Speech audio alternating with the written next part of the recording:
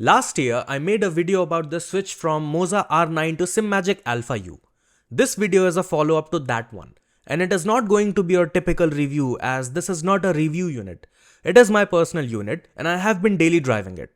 I will be covering some crucial aspects alongside my ownership experience. Without further ado, let's begin. The main reason for upgrading was mostly my need for more strength and my love for sim racing. Back when I was looking for a new base, I was under the impression that a higher torque means a better experience. But after spending time with Alpha U, I realized just how wrong I was. Better details mean a better experience. And I could see why these bases are being charged with a hefty premium. Which raises a very interesting question. What is the point of buying a 20 Nm plus base? From what I have seen, people buy such bases for two main reasons. Either they experience clipping and want to invest in an endgame setup, or they are getting really serious in sim racing. But those reasons are not enough. Let me explain. It is less about the overall torque output and more about having the range where all the dynamic forces could move about uninterrupted. Having a 20 Nm plus base doesn't mean a person will be playing at such high torque figures. It simply means that if a person is playing at, let's say, 15 Nm, the signal won't be clipped as it still has a 5 Nm headroom. The signal will worsen and get clipped if the motor will be running at 100% capacity. Also, high-powered bases are equipped with better encoders. And like I have always said in my videos, the higher the resolution of an encoder, the better details it will be able to provide. These extra granular details do make a difference, but it requires a lot of practice to get there. It doesn't magically make you faster. I also mentioned in this video that slew rate is important. If you are unfamiliar with it, let me tell you that this is the time taken for your wheelbase to reach its maximum torque output, which also helps for the force feedback to be delivered quickly so that you could do those micro corrections. And I stand by what I have said. Simply owning a high-powered base with better slew rate and better encoder will not automatically make you faster. It heavily depends on how well you are able to utilize it. For instance, I could probably drive the same GR Yaris that Rowan Pera drives, but that does not mean I'll be able to beat him. Now the expenditure for sim racing hardware will vary from person to person, but in my opinion, I believe that any base ranging between 8 to 12 Nm will be sufficient for a majority of people. Don't let anyone fool you into thinking that you're missing out on any sort of fun if you're not having the most expensive DD out there.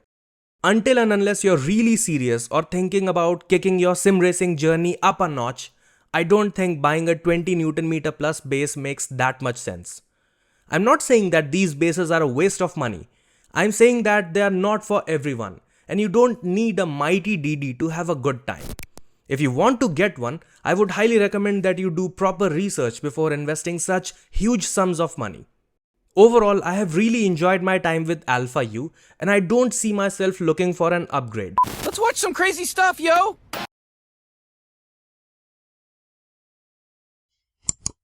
I didn't make any promises.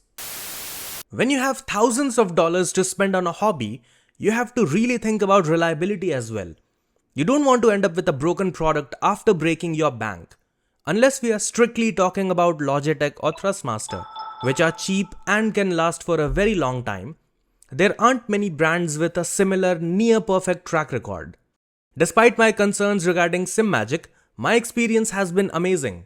I haven't had a single issue with this powerhouse and never felt the need to use more torque. With each software update, my experience with this base got better, and I have never felt it getting warm during extended gaming sessions. No reports of force feedback cutting out or any random reboots either.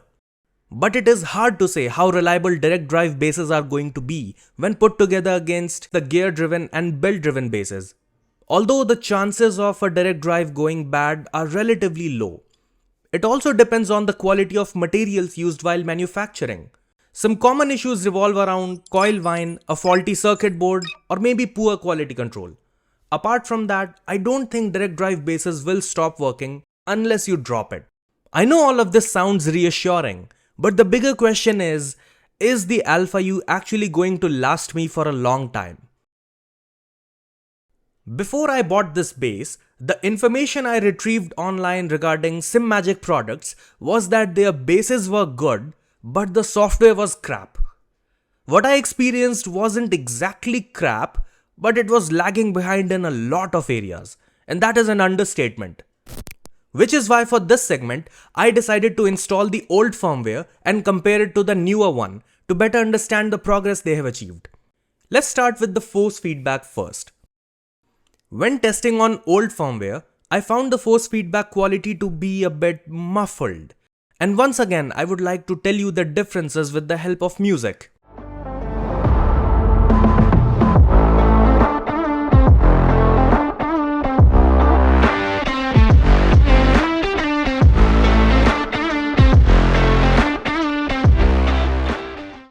This is what I mean.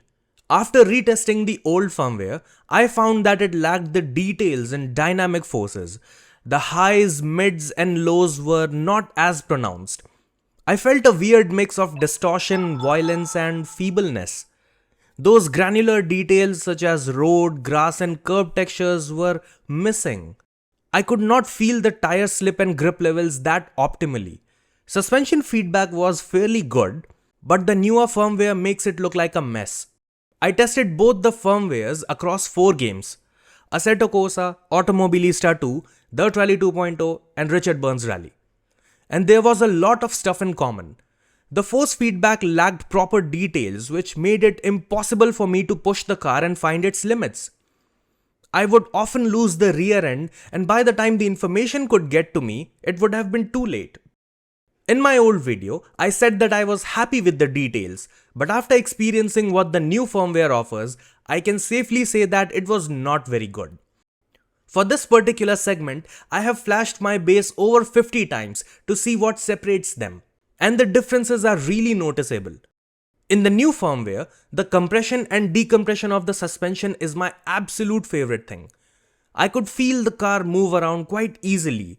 There is this limit where if you feed a little bit more throttle or brake too late, you know you're done.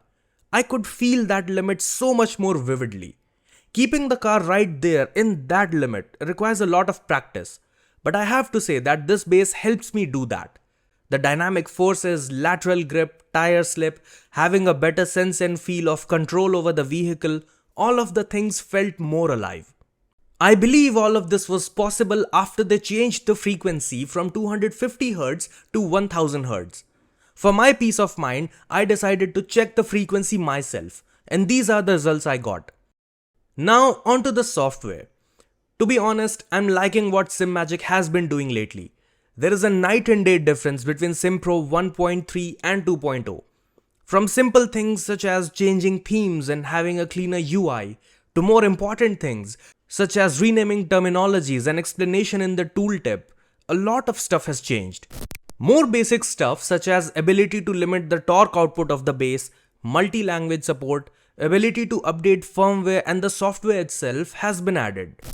These things should have been present from the beginning, but it doesn't matter, it is here now. Some games with notorious wheel support such as Forza Horizon 5 and SnowRunner are now plug and play, just like any other game. No extra tinkering is required to make the force feedback work. But two of the best things which I like about this software are the game guide and the FAQ section. The game guide helps you set up the wheelbase and gives you a baseline force feedback setting, from which you can adjust further to your liking. FAQ section answers your common questions and issues, which revolves around the wheel detection, LED controls and troubleshooting. To sum it up, I was aware that my experience with this base has gotten better over time. But to understand how much, I had to install the old firmware and software. And the differences were stratospheric. I'm waiting to see what else they come up with.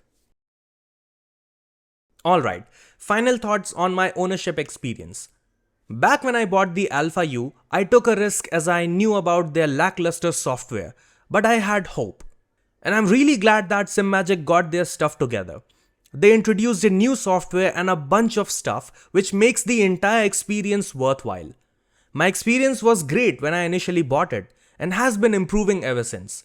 I feel pretty confident in saying that I did not make a mistake.